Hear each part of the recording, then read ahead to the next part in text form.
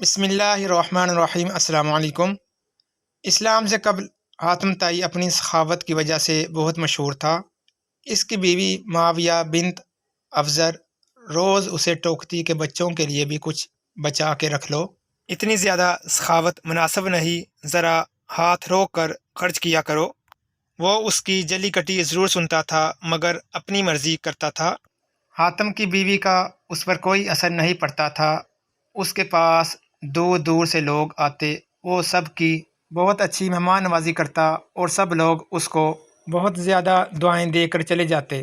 معاویہ کا چچا زاد اس کو پسند کرتا تھا۔ ایک دن اس نے معاویہ سے کہا، آخر تم حاتم طائی کو سمجھاتی کیوں نہیں؟ دیکھتی نہیں کہ وہ کس طرح بغیر سوچے سمجھے مال اٹھاتا ہے؟ اس کے پاس کتنا ہی قیمتی مال کیوں نہ ہو، جب تک وہ اسے خرچ نہ کر دے اسے سکون نہیں آتا۔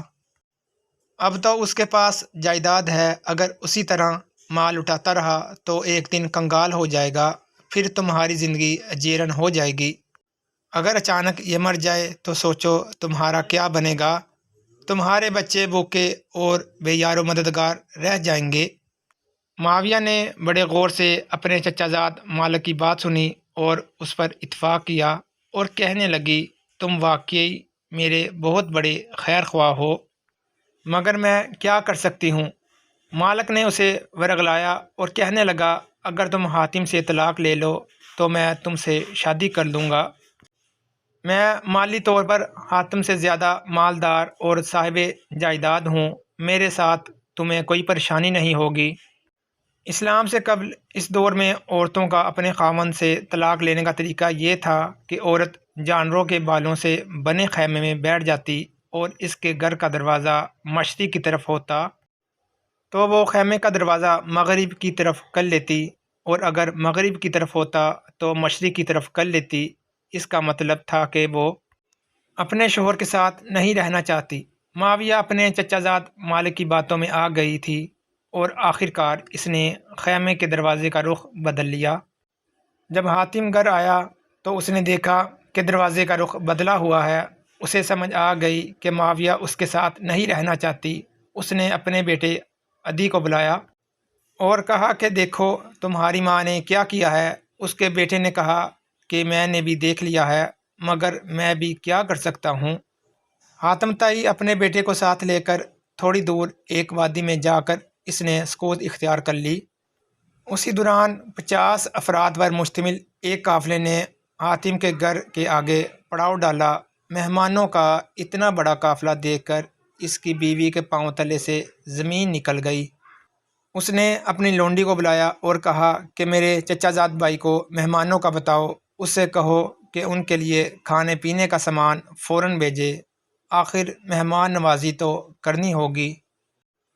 لونڈی سوچ رہی تھی کہ آج لوگ حاتم طائی کا مقام جان لیں گے، یقیناً آج کی رات فیصلہ کن ہے۔ لونڈی مالک کے پاس گئی اور معاویہ کا پیغام سنایا۔ پیغام سنتے ہی مالک نے اپنے سر پر ہاتھ سے مارنا شروع کر دیا، اپنی داڑھی نوچی اور کہنے لگا، جاؤ معاویہ کو میرا سلام کہنا اور یہ کہو کہ اس مہمان نوازی اور اسراف کی وجہ سے تو میں نے تمہیں حاتم سے طلاق لینے کا مشورہ دیا تھا، اب تم مجھے اس مصیبت میں پھنسانا چاہتی ہو۔ میں ایسی سخاوت اور مہمان نوازی نہیں کرنا چاہتا۔ ایک ساتھ 50 آدمیوں کی مہمان نوازی میرے بس کی بات نہیں۔ لونڈی نے آ کر معاویہ کے سامنے مالک کے الفاظ دہرا دیے۔ معاویہ کو اپنے چچا زاد کا یہ جواب اچھا نہ لگا۔